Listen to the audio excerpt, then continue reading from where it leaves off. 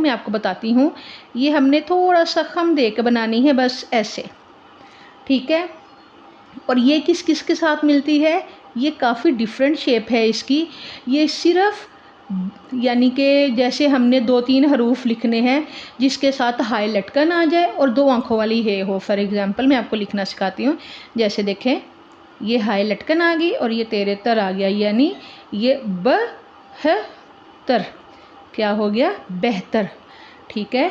या for example ये जो भारी साउंड्स होती हैं उनके साथ मिलाएंगे। ये मैंने आपको बताया हुआ है कि पहले हमने दाल की शेप बनानी है, कॉर्नर को ऊपर लेके जाना है, फिर इसके अंदर से निकाल के हमने यहाँ से निकालना है भ।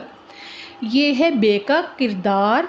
कौन सा किस किस के साथ मिलना पसंद करता है, कौन अपना ख़ानदान किस किस के साथ जोड़ना चाहता है। अगर हम उसको आगे पीछे करेंगे तो वो गलत हो जाएगा, राइटिंग अच्छी नहीं आएगी, ठीक है। जब राइटिंग अच्छी नहीं होगी, प्रेजेंटेशन अच्छी नहीं होगी,